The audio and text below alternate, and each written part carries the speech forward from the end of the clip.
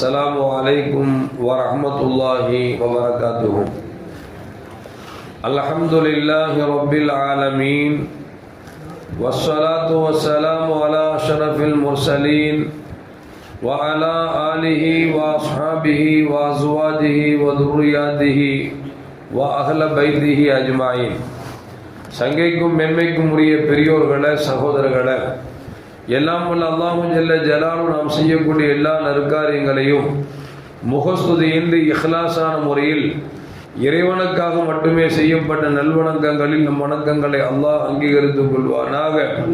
நாம் செய்யக்கூடிய வியாபாரங்களிலும் தொழில்துறைகளிலும் நஷ்டமில்லாத ஹலாலான முறையில் நிரம்ப லாபத்தை பெற்றது லாபகரமான வாழ்க்கை கொண்டு தம் தேவைகளையும் தேவை உடையவர்கள் தேவைகளையும் நிறைவேற்றக்கூடிய நல்ல பொருளாதாரத்தையும் உள்ள விஷாலத்தையும் அல்லாஹ் நம் அனைவர்களுக்கும் வழங்கி அல்வானாக. கஞ்சத்தனம் என்கிற தீய பண்பை விட்டு அல்லாஹ் நம்மை பாதுகாத்துக் கொள்வானாக.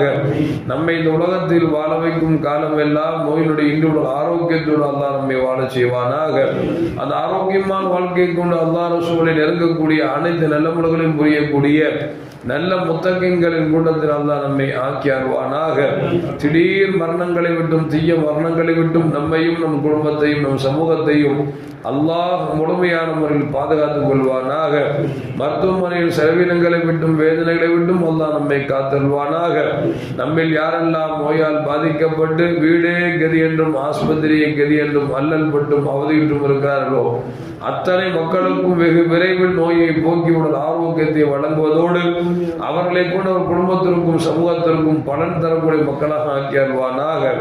நாம் இந்த உலகத்தில் வாழ்ந்து மறைகிற நேரத்தில் லா இலாஹ இல்லல்லாஹ் முஹம்மதுர் ரசூலுல்லாஹ் என்ற கலிமாவை மொழிந்து ஜன்னத்துல் ஃபிர்தௌஸை கண்ணால் கண்டு அகமகிழ்ந்து சிரித்த வண்ணமாக மரணிக்கக்கூடிய நிர்பாக்கியம் என்ற மக்களில் அல்லாஹ் நம்மை ஆக்கி அருள்வானாக. மரணித்தும் மரணிக்காத இறைநேசன் கூட்டத்தில் அல்லாஹ் நம்மை ஆக்கி அருள்வானாக. நாளை மறுமையில முத்து முஹம்மது ரசூலுல்லாஹி ஸல்லல்லாஹு அலைஹி வஸல்லம் அவர்களின் திருக்கரங்களால் ஹவுதுல் கௌசர் என்கிற தடாகத்தில் நீர்வருகி அன்னாரின் ஷஃபாத்தை பெற்று அன்னாரின் கரம் பிடித்து ஜன்னத்துல் ஃபிர்தௌஸ் என்ற உயர்ந்த சொர்க்கத்தில் அவர்களோடு நம்மை சங்கமிக்க செய்வானாக. எல்லாவற்றுக்கும் மேலாக இறை அன்பை பெற்று இறைவனை பார்த்து பரவசமடையக்கூடிய அவருடைய லிகாவையும் ரிலாவும் பெற்ற மக்களில் அல்லாஹ் நம்மை ஆக்கி அருள்வானாக. அருமையான மூமின்களே, ஏப்ரல் மாதம் மே மாதம் வந்துவிட்டாலே அதற்கு சம்மர் ஹாலிடே என்று சொல்லி பள்ளிக்கூடங்கள் விடுமுறை விடப்பட்டு பெற்றோர்கள் கொஞ்சம் கொஞ்சமாக சேகரித்த பணங்களை எடுத்துக்கொண்டு சுற்றுலா செல்லக்கூடிய காட்சியை பார்த்து கொண்டிருக்கிறோம். சுற்றுலா செல்லலாமா என்றால் செல்லுங்கள் என்றுதான் மார்க்கம் சொல்லுகிறது. சீரு ஃபில் அர்தி, நீங்கள் உலகத்தை சுற்றி வாருங்கள். அது வருகிற பொழுது அல்லாஹ்வுடைய அத்தாட்சியை நீங்கள் நினைத்து அவனை சிந்தனைக்கு கொண்டு வாருங்கள். தீயவர்களுக்கெல்லாம் என்னென்ன முடிவுகளை கொடுத்திருக்கிறோம் என்பதையும் பாருங்கள் என்று சொல்லி அல்லாஹ்வே குர்ஆன்ல சொல்றான். அதனால மனமகிழ்ச்சிக்காக நாம் சுற்றுலா செல்வது என்பது அவசியம்தான். அதே நேரத்தில் இந்த சுற்றுலா செல்லுகிற பொழுது நாம் எப்படி நடந்து கொள்ள வேண்டும் என்பதை மார்க்கம் நமக்கு தெளிவாக சொல்லி காட்டுகிறது.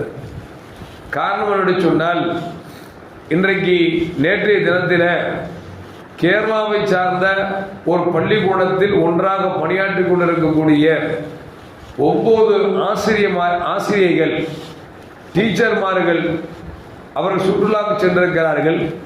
போன இடத்தில் விபத்து ஏற்பட்டு 9 பெண்களும் இறந்திருக்கிறார்கள். இன்னா லில்லாஹி வ இன்னா இலைஹி ராஜிஊன்.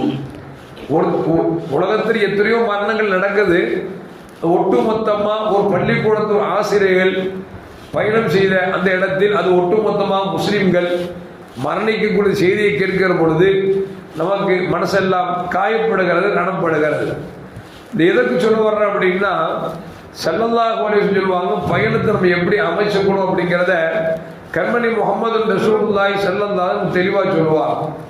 பயணம் புறப்படணும் முடிவு பண்ணிட்டீங்க அப்படின்னா முடிந்த வரைக்கும் வியாழக்கிழமை பயணத்துக்கு துவக்க நாளாக வைத்துக் கொள்ளுங்கள். ஏன்னு சொன்னால் கண்மணி முஹம்மது ரசூலுல்லாஹி ஸல்லல்லாஹு அலைஹி வஸல்லம் எங்கேயாவது போனாங்க அப்படின்னா பெரும்பான்மையாக வியாழக்கிழமை தேர்ந்தெடுப்பார்கள் என்று ஹதீஸில் வருகிறது. இப்போ நம்ம அப்படி வியாழக்கிழமைன்னு சொல்ல முடியாது. முடிஞ்ச வரைக்கும் வாய்ப்பு கிடைச்சா நம்முடைய பயணத்தை வியாழக்கிழமை வச்சுக்கணும். அல்லது ஆலிம்சமாருக்கு வேலைக்கிழமைங்கிற வேலைக்கு ஆகாது. என்ன காரணம்னா, வேலைக்கிழமை பயணம் தொடங்கினா அடுத்த நாள் வெள்ளிக்கிழமை ஜும்மாவில் இல்லைன்னா அது ஒரு பெரிய பிரச்சனையாக போயிடும். இந்த அஜத்துமாருக்கு நிறைய விஷயங்கள் சமுதாயத்திற்காக தன்னை இழந்துட்டு இருக்கிறாங்க. இந்த புது மாப்பிள்ளை புது பொண்ணு கல்யாணம் பண்ணியிருப்பாங்க பார்த்தீங்களா, அவங்களுக்கு தலைப்பிறனான்னு கொண்டாடுவாங்க. எந்த அஜத்துமாரும் வாழ்நாளில் தலைப்பிறனா கொண்டாடுறது இல்லை. என்ன காரணம் அப்படின்னா, தலைப்பிறனா கொண்டாட போயிட்டாலும் அவர் தலைக்கு வெட்டி வச்சிருவாங்க. அந்த அளவுக்கு இந்த சமூகத்திற்காக தங்களை அர்ப்பணிக்கக்கூடிய ஒரு உயிர் என்று சொன்னால் உலமாக்கள் தான்.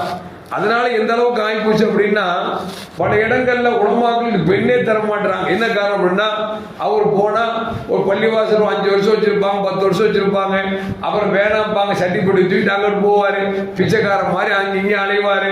அதனால உலமாக்களுக்கு பெண் கொடுப்பது என்பதை கேள்விக்குறியா போச்சு. என்ன அப்படின்னா, எவ்வளவு தியாகம் செஞ்சாலும் இந்த சமூகம் ஆளுங்களை கிள்ளுக்கரையாக நினைத்து வைப்பதுதான் மிக மிக வருத்தத்திற்குரிய செய்தி. 4 பேருக்கு பிடிக்கலையா, ஒரு போயிட்டா தூக்கி போட்டோமா, அவர் தூக்குறதுக்கு என்ன வழி, அதைத்தான் பார்க்கிறோமே தவிர நல்லவரா வல்லவரா சமூகத்திற்கு எவ்வளவு செயல்பட்டு இருக்கிறாங்க அப்படிங்கிறத யோசிக்கிறது என்பது மிக மிக கம்மியா போச்சு. டாபிக் வேற எங்கேயோ போகுது. எதுக்கு சொல்லுவார் அப்படின்னா, பயணத்துக்கு தேர்ந்தெடுக்க வேண்டிய நாள் வியாழக்கிழமை ரசூலுல்லாஹ் சொல்லியிருக்கிறார். அடுத்து சொன்னாங்க, நீங்க பயணம் புறப்படுகிற பொழுது 2 ரக்காயத்து தொழுவுங்க அப்படின்னா இஸ்திகார தொழுக, அப்படி இல்லைன்னா பயண தொழுக, ஒரு 2 ரக்காயத்து தொழுது, யா அல்லாஹ் உன்னை நம்பி நான் வெளியூர் கிடைச்சி எனக்கு கிளம்புறேன், எனக்கு பாதுகாப்பு தான் சொல்லி 2 ரக்காயத்தை நம்ம தொழுகணும். நம்மள்ட்ட யார்த்தங்க அந்த பழக்கம் இருக்குது, ரொம்ப கம்மியா இருக்கு. அல்லாஹ் காப்பாற்றும். இப்போ 2 ரக்காயத்து தொழுது தான் பயணத்தை நான் புறப்பாடு செய்ய வேண்டும். புறப்பட்டு போயிட்டோம், கார்ல ஏறி உட்கார்றோம் அல்லது பஸ்ல ஏறி உட்கார்றோம், ஏதோ ஒரு வாகனத்தில் உட்காரும் பொழுது காலை எடுத்து வச்ச உடனே ஸல்லல்லாஹு அலைஹி வஸல்லம் அப்படின்னா பிஸ்மில்லாஹிர் ரஹ்மானிர் ரஹீம் அப்படின்னு சொல்லிட்டு தான் காலை எடுத்து நிச்சுவாங்க வாகனத்தில் வைப்பார்கள். வாகனத்துக்குள்ள உட்கார்ந்தாச்சு, உட்கார்ந்து ரசூல் நினைச்சுவாங்க அல்ஹம்துலில்லாஹ் அப்படிம்பாங்க. ஏன்னா உட்கார்றதுக்கு இடம் கிடைச்சா இல்லையா, அல்ஹம்துலில்லாஹ்னு சொல்லி நினைச்சுவாங்க. ஸல்லல்லாஹு உட்கார்ந்து கொடுத்து சொல்லுவாங்க.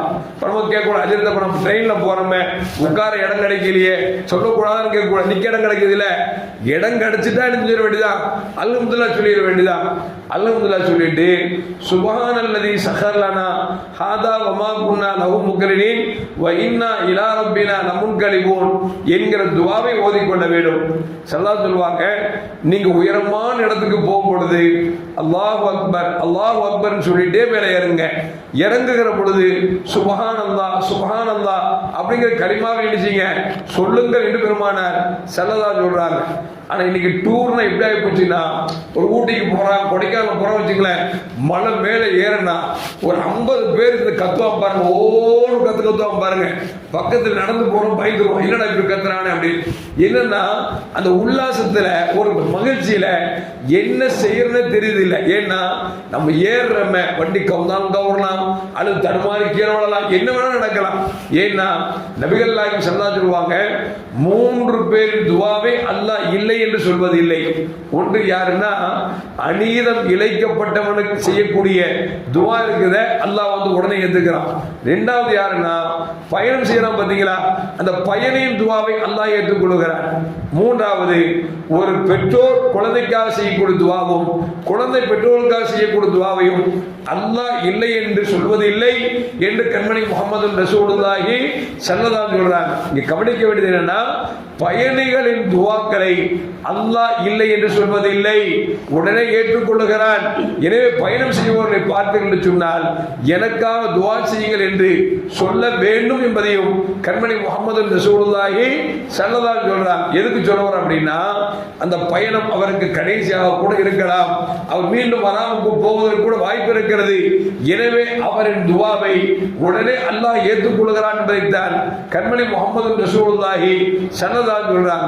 அப்போ உயரமான இடங்கள்ல ஏறும் பொழுது நமக்கு அல்லாஹ்வுடைய பயம் வரணும், அல்லாஹ்வை நினைக்கிறோம். அதை விட்டுட்டு ஓய் கத்துறது, பாட்டு பாடுறது, சில இடங்களை பார்த்தா சேர்மான் சேர்த்துச்சிங்களேன், டிஸ்கோ டான்ஸ் என்ன, சிகரெட் என்ன, என்னென்ன கெட்ட பழக்கங்கள் இருக்குதோ அத்தனை பழக்கங்கள் டூர்லாம் இருந்தது வந்து நமக்கு சேருது.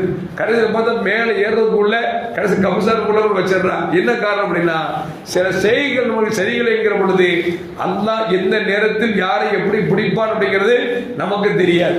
எதுக்கு சொல்ல வர்ற அப்படின்னா உயரமான இடத்தில் ஏறும் பொழுது அல்லாஹ் அக்பர் அல்லாஹ் அக்பர் சொல்லணும். ஒரு கட்டத்தில் நபிகள் நாயகம் ஸல்லல்லாஹு அலைஹி வஸல்லம் அவரோடு சஹாபாக்கள் பயணம் புறப்பட்டார்கள்.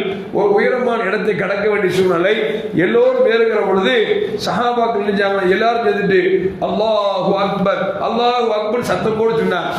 ஒரு ஆள் சத்தம் போட்டா ஒரு பெருசா தெரியாது, ஒரு 50 பேர் சத்தம் போட்டான்னு வச்சுங்களேன் என்ன ஆகும், அது ஒரு விதர்ப்பமா இருக்கும்.